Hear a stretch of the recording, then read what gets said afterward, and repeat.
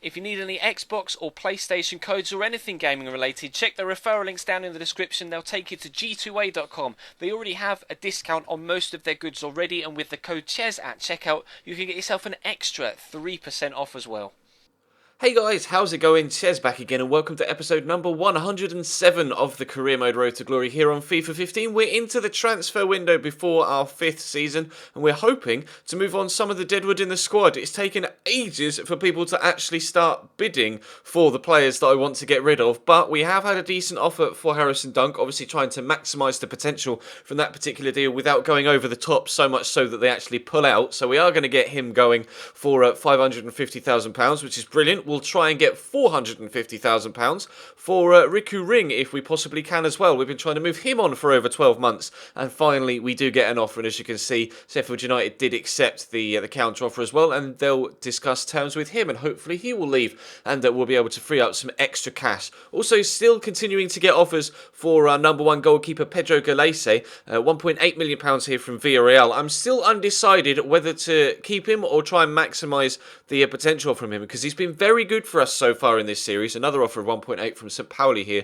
in the German division. So I am still very much undecided, but it depends how much money we've got left when I've bought in players in positions that I really need to fill before I think about changing my goalkeeper. But as you can see, Ricky Ring has gone to Sheffield United. Obviously, Harrison Dunk went as well. So we've freed up about another £700,000 or £800,000 into the transfer budget. Unfortunately, their wages were only around about £2 or £3 grand each. So that doesn't really help us when it comes to that side of things. But obviously, the extra cash for the transfer budget will come in handy. And then this offer came in for Pedro Galese, £2.7 million from Bordeaux.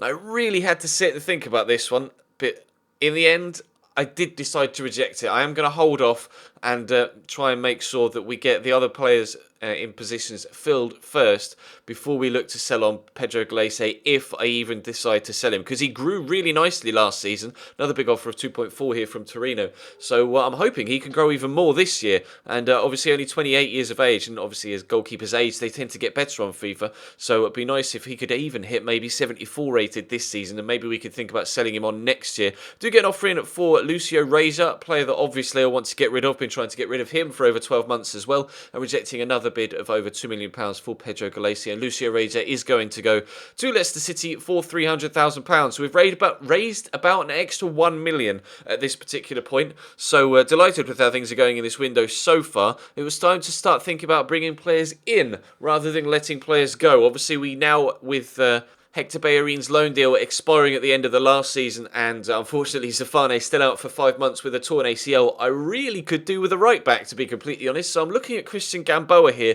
from West Bromwich Albion. Obviously we're still trying to move on Ryan Donaldson as well, so I put in him as part of the cash deal to kind of total that deal to about 1.9 million. So hopefully they'll accept that. As you can see though, sending Joe Dunk out on loan, and then another offer for Pedro Galese.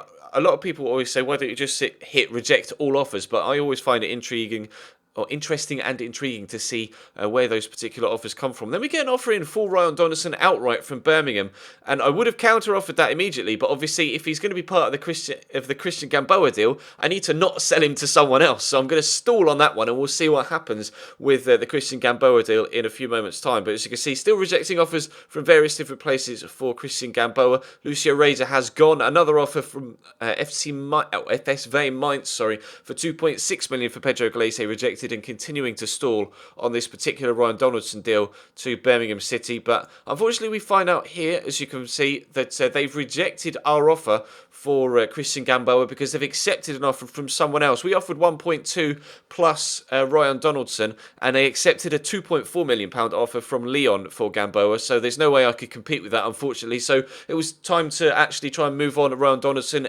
in a separate deal, and it will try and counter off at £850,000 here to Birmingham when he's valued at 700. They did come quite far under value when they offered 575 for him, so we'll see if we can maximise the profit from this deal. We've done very well actually so far when it comes to selling people in this window. As you can see, they counter offered 675, which is £100,000 more than they offered before, and I'll try an extra 50k just to squeeze out any extra money we can from that potential deal. And another offer of over £2 million from Germany again, this time from Augsburg for for Pedro Galese. So we are having to look elsewhere for a wing-back. Looking at Nacho from Rayo Vallecano. Looks like a very decent player. I'll try and pick him up a little bit cheaper if I possibly can. The best thing about the potential Christian Gamboa deal was that his contract was running out, so I could have gotten him a little bit cheaper. But as you can see, transfer offer has been accepted for Ryan Donaton of 725, so he'll be moving on. And we have an offer in for Greg Taylor as well from Kilmarnock, another player we've been trying to move on for about 12 months. If he goes as well, that would leave us with only Zafane and Ivan Santillan as wingbacks. So that is definitely my first port of call to bring in a player in that particular position. I need at least one, if not two, wingbacks to improve the squad and actually just have a starting 11. Otherwise, I'll have to go to a three-back formation with the amount of centre-backs we have at the club. So hopefully we can improve on the defensive side of things this season, and then whatever we've got left, we'll think about maybe improving when it comes to the midfield and up top as well. There are a couple of wide players that I've been scouting that look quite interesting. They weren't necessarily on the shortlist that you saw in the last episode, but I've been scouting them since then, and I might be making some moves on them in the couple of upcoming episodes over the weekend, and of course on Monday as well. As you can see, we've got £8.5 million to spend now, and £53,000 on the wage budget, which is decent. That's okay. We can obviously increase the wage budget by dropping the transfer budget by about £1.5 million. We could probably double the wage budget by doing that, but still leave us about £7 million left to spend in the transfer window. So it's a case of, whilst we've been trying to maximise our outgoings, it's a case of trying to bring people in, but at a minimal cost. So it's going to take a while to try and work out individual deals, I think, over the next few episodes, but hopefully we can get the right deals done at the right price. So that's the plan for the foreseeable future here in this particular series, but that is going to bring today's episode to a close. Thank you very much for watching. Drop the video a like if you enjoyed. It really does help my channel out when you do so.